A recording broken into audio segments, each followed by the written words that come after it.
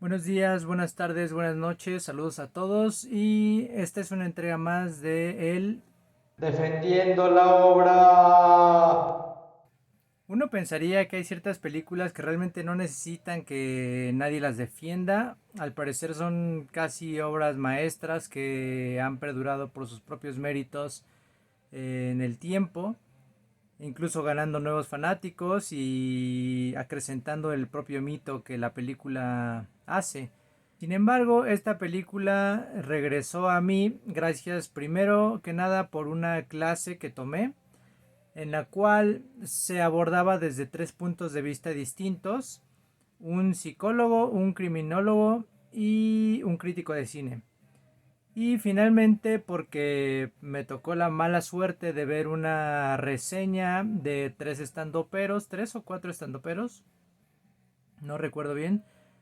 No diré los nombres, pero bueno, el chiste es que la trataban muy mal. No decían tácitamente que era una basura, pero sí la trataban como un producto caduco. What? Sin más, voy a decir el título de la película que toca hoy y es Donnie Darko del 2001. Para aquellos que no sepan de qué trata, si es que alguien no la ha visto, debo avisar que diré una pequeña sinopsis.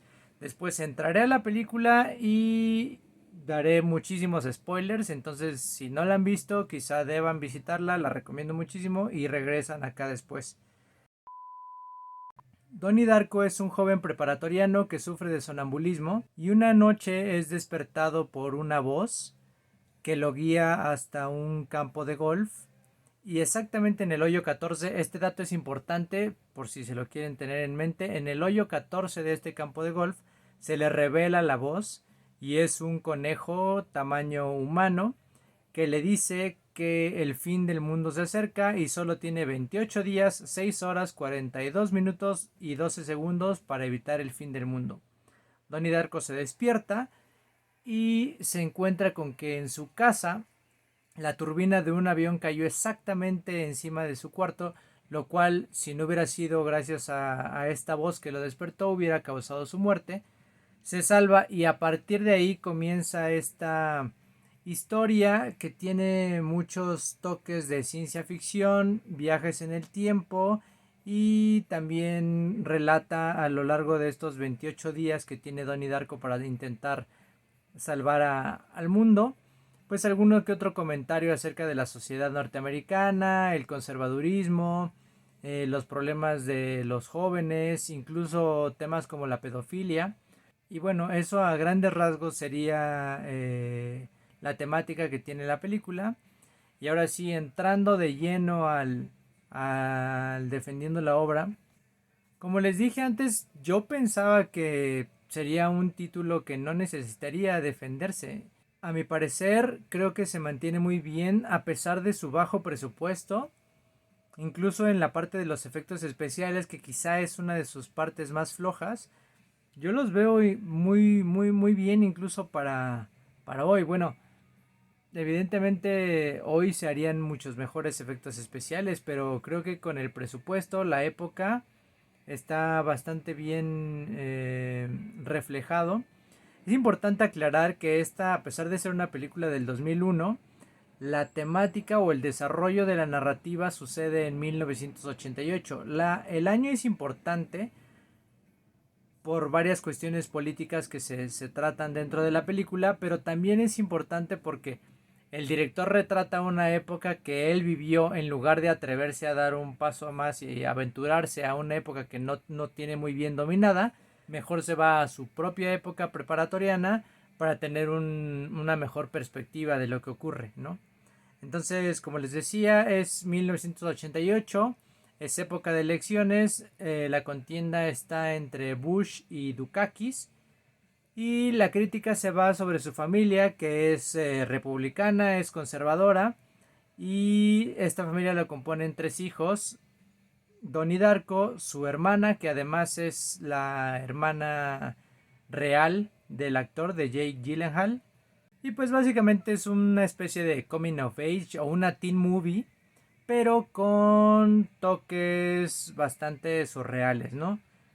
¿Qué se puede decir de esta película que no se haya dicho ya? Mm, Podríamos empezar con el soundtrack, el cual en su momento no se lanzó un soundtrack oficial, un soundtrack como tal, porque los derechos eran muy costosos, entonces no se lanzó, pero la música reúne a muchísimos talentos y que además el director en el DVD que yo tengo menciona que la mayoría de las canciones se seleccionaron no nada más porque sonaban bien o le gustaran al director, sino porque la letra tenía algo que ver con la escena en donde se había colocado esta canción. Entonces tenemos canciones pues ya memorables y que están acompañadas de escenas pues bastante propositivas. Plano secuencia, giros de cámara, una presentación en específica en donde vemos todo el entorno de la película, conocemos el carácter de cada uno de los personajes sin siquiera conocerlos, solo viéndolos, desarrollando las actividades que los caracterizan a cada uno, ¿no? Esta escena es muy importante y sirve de manera introductoria perfecto. Ahora, la película se enfrentó con algo que no estaba dentro de sus manos, que fue el atentado a las Torres Gemelas. La película se estrena el 26 de octubre, apenas un mes después del atentado, e involucra una escena en donde una turbina de avión se cae encima de una casa. Entonces, la sociedad estaba muy sensible en ese entonces, quizás sigue igual de sensible ahora, y entonces era muy difícil que consiguiera su estreno. Gracias a Christopher Nolan se dio el estreno en algunas salas, pero finalmente su principal mercado fue en el formato físico. Y fue así como se volvió toda una película de culto para las generaciones jóvenes de ese entonces, y quizá los de mi edad o un poquito más arriba la recordarán muy bien. A mí no me tocó verla en cine, me hubiera encantado verla en cine. Yo ya la conocí directo a formato físico. Y creo que otro de los aspectos positivos que tiene la película es reflejar los problemas de la juventud, ¿no? O sea, sería muy injusto ver la película pensando con la edad de un adulto, o voltearla a ver ahora que han pasado 20 años de su estreno, con los ojos de un adulto, y pensar en las barbaridades que hace uno de joven y verlo como algo irreal. La película es, creo yo, bastante cercana al sentimiento que tiene un joven promedio, las confusiones que tienen, los conflictos hormonales, el pensar en temas como el sexo, en que no hay futuro, en ver a los adultos como enemigos. Todas estas problemáticas de una juventud en época escolar, que creo que lo refleja muy bien, y en su momento ayudó a que se identificara muchísima gente, muchísimos jóvenes que la veían, pero creo que sigue igual de vigente en el día de hoy. Hay un caso muy específico, hay un personaje, claro que es un tema que creo que ha estado vigente durante mucho tiempo, pero ahorita está mucho de moda, que es una especie de coaching. Entonces, este tipo ofrece autoayuda, ofrece rescatarte de dos estados, o pasarte de un estado al otro, del miedo al amor. Entonces, hay una escena muy buena en donde Donnie le dice, es que no podemos tener solo esos estados, estás limitando los estados del ser humano a solo miedo o amor. Tenemos muchísimas sensaciones o sentimientos entre estos dos, por llamarlos de alguna manera, extremos. Y bueno, el final de este supuesto gurú de la autoayuda es incluso hasta irónico, ¿no? No se los voy a decir para reducir el spoiler, pero es bastante irónico y creo que es muy efectivo. También hay otra escena que creo que ayuda mucho a la comprensión de esta película, que es la que se volvería novia de Donnie Darko. Le pregunta acerca de su nombre y le dice, Donnie Darko, ¿qué clase de nombre es ese? Suena a superhéroe. Y él le dice, ¿cómo sabes que no lo soy? Y bueno, el final nos ayuda a comprender quizá muchísimo esa pequeña plática. Lo que me lleva a el tema que quizá la ha hecho toda una película de culto y que la ha hecho tan vigente durante tantos años, que es el final, o el final algo confuso, que ha dado para muchísimas teorías, para en su momento cientos de blogs, teorías de conspiración y pues en general a que la plática continúe, que la plática fluya y que cada uno tenga su propia interpretación acerca de la película. Por eso mencionaba que llegué a esta película o la revisité de nuevo gracias a esta clase que yo tuve en donde a pesar de que eran tres visiones diferentes, un psicólogo, un criminólogo y un crítico de cine, los tres se basaron o se recargaron en el aspecto psicológico de la película, en que Donnie sufría de esquizofrenia y que por ello tenía estas visiones con el conejo, ¿no? Lo cual para mí es una pues posición totalmente respetable. Creo que la intertextualidad y el bagaje cultural que cada uno de nosotros podamos aportarle al visionado de alguna película me parece muy muy valioso.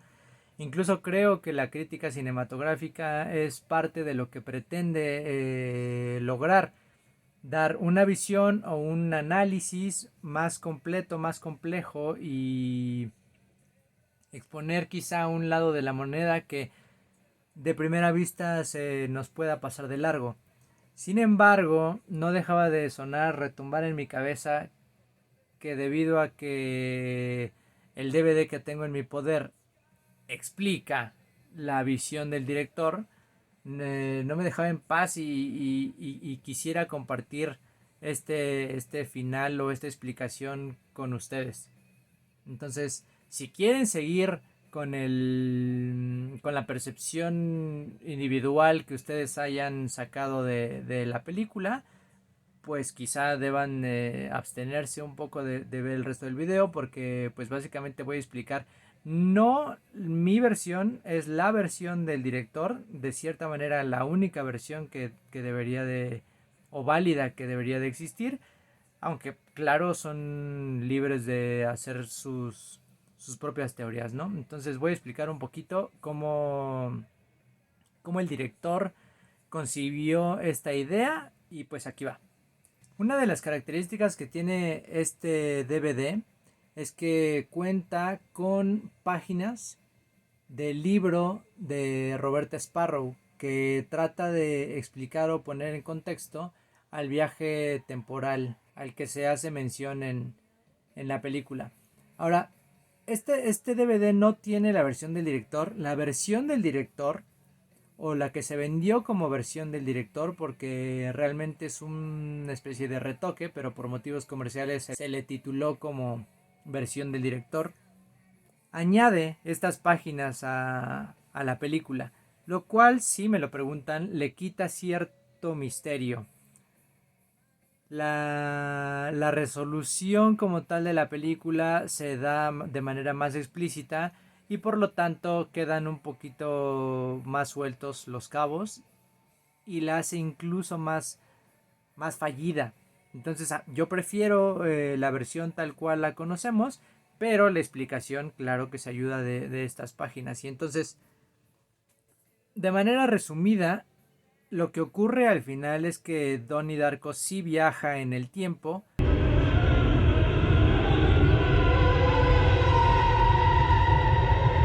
Retrocede en el tiempo y logra evitar lo que pasó.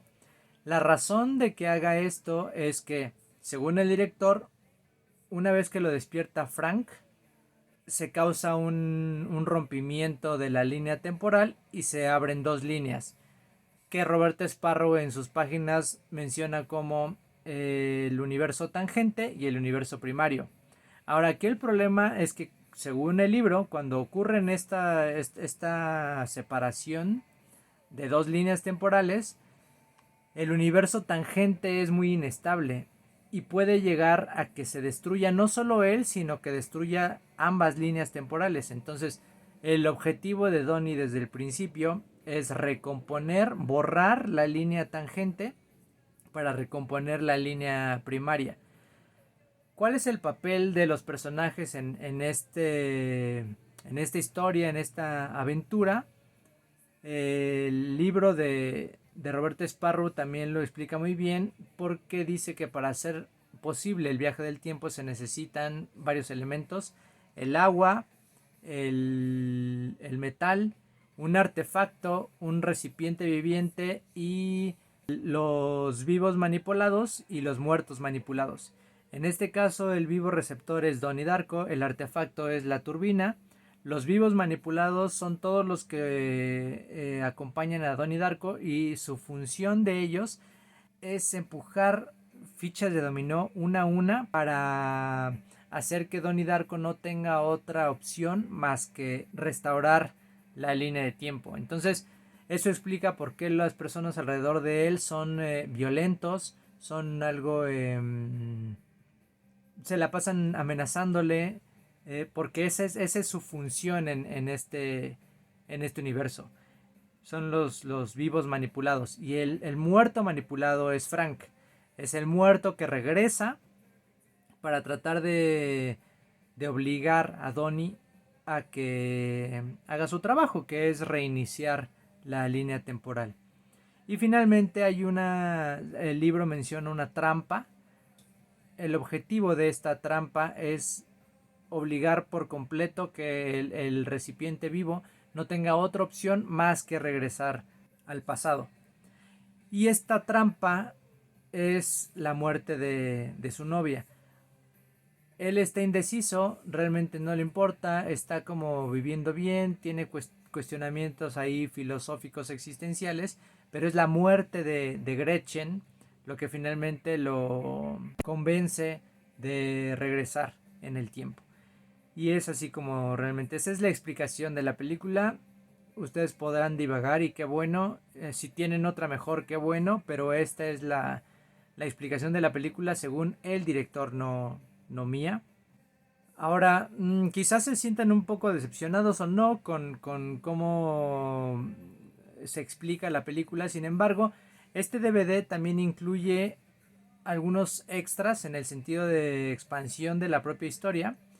Y es que también cuenta con algunas notas periodísticas supuestamente del pueblo en donde se desarrolla todo esto. Y hay una nota periodística en donde se declara la muerte de Robert Sparrow en el mismo año en 1988, en el mismo año y mes en donde se hace la regresión temporal. Después el profesor Monitov, que le ayuda a Donnie Darko, muere en 1999, es atropellado. Y entonces su esposa manda una carta. Su esposa resulta ser Karen, la que es interpretada por Drew Barrymore. Manda una carta a la biblioteca de Estados Unidos, me parece, en donde le pide que resguarde el libro de Robert Sparrow y explica que el profesor Monitov trabajó algún tiempo para la CIA y extrajo de algún lugar secreto este libro, lo cual nos hace pensar que el gobierno tiene conocimiento de estas separaciones temporales. El libro de Robert Sparrow nos explica ese final también, ese montaje algo confuso en donde no se sabe si los personajes saben o no saben qué ocurrió. Y es que tiene un capítulo que se titula Sueños, en donde nos dice que todos los involucrados en esta separación temporal lo pueden recordar como si fuera un sueño, algunos como pesadillas, y entonces para algunos el sueño tal cual como nos sucede pues se diluye, lo vamos olvidando, y para otros será un poco más vívido, más recurrente. Eso explica entonces el montaje del final, donde parece que unos sí se acuerdan y otros no tanto.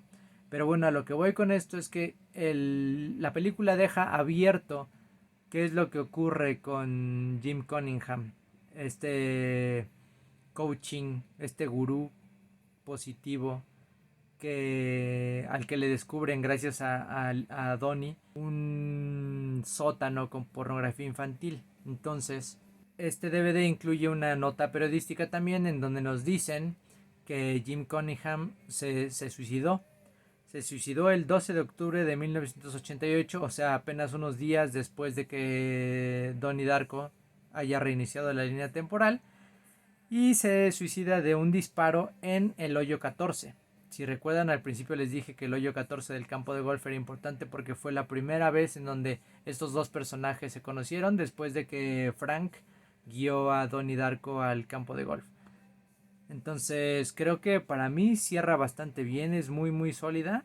Y bueno, regresando a un poco a las virtudes que tiene esta película, también habría que decir que uno pensaría que el casting es muy sólido y sin embargo muchas de las participaciones que ocurrieron fueron totalmente casuales. Drew Barrymore, por ejemplo, sale ahí nada más porque ella es productora de la película. Jake Gyllenhaal no era la primera opción y finalmente su hermana ingresa también de manera casual. Y por otro lado, la música, que ahora nos resultaría impensable escuchar otras piezas musicales en la película y que son tan perfectas, tan exactas, también ocurrieron de manera muy casual. Por ejemplo, la parte en donde la hermana menor está bailando se grabó pensando, incluso de fondo, pensando en una canción de los Pet Shop Boys. No se logró adquirir el permiso y entonces se añadió Duran Duran. O por ejemplo, el cierre no iba a ser Mad World, la canción que cerraría esta película, la cual si me lo preguntan queda muy bien, pero la opción original era MLK de YouTube. Me la imaginé y creo que queda bastante bien, pero sin embargo ahora no sé, tendría conflicto en decidir cuál sería la mejor. Y bueno, ahorita estoy recordando otra cosa, que si ustedes soportan o están de acuerdo con la teoría de la esquizofrenia, la cual es muy válida y sin embargo la parte quizá anecdótica que tiene esta versión es que dicen que después de que esta película sale al mercado hay muchos pacientes que sufren esquizofrenia y que se sintieron identificados con cómo se representa en la película y entonces muchos esquizofrénicos le empezaron a escribir al director Richard Kelly diciéndole que es así lo que ellos viven, solo que a ellos no les habla Frank, les habla quizá, no sé, Peter, John o Paul.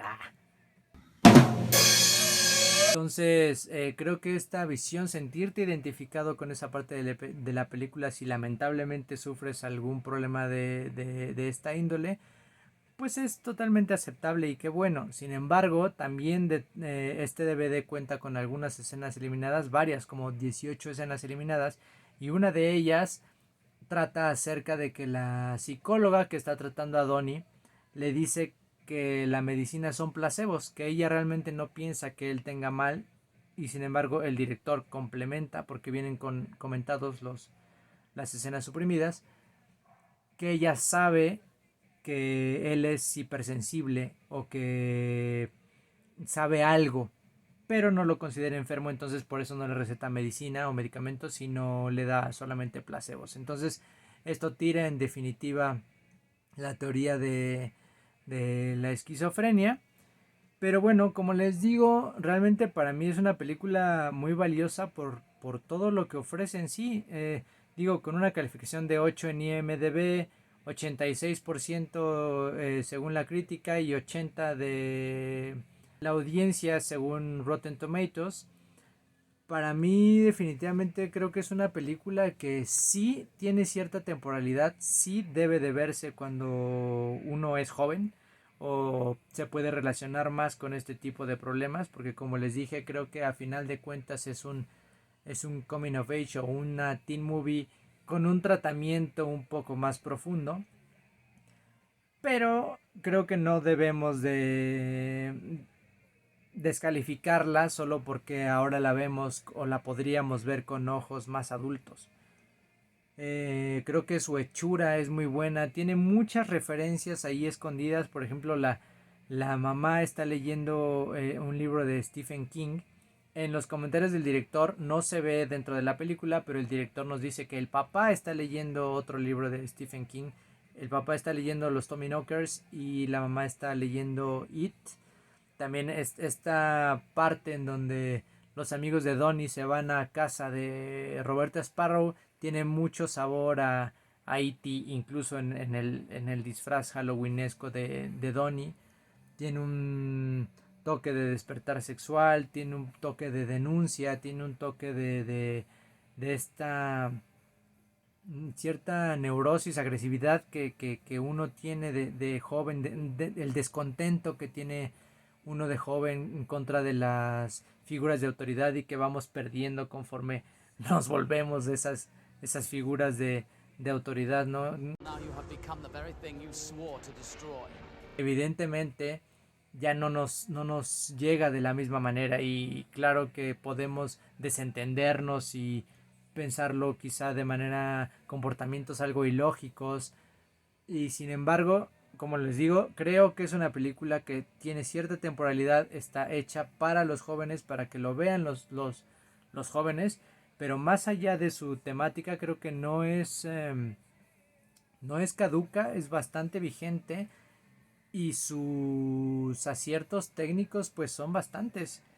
Yo la verdad creo que no deberían ni siquiera tener cabida en esta sección, pero bueno, gracias a estos estandoperos que la trataron mal y a la clase que vi en donde la trataban por otros aspectos, es que me atrevo a yo dar mi punto de vista. Entonces, bueno, eso es todo por hoy. Ojalá ustedes estén de acuerdo conmigo. Ojalá no les haya roto su teoría. Este video está más bien pensado en acrecentar el conocimiento alrededor de las especulaciones que pueda ofrecer la película. Y pues nada, denle like, suscríbanse, síganme en las demás redes y pues nos vemos en la próxima.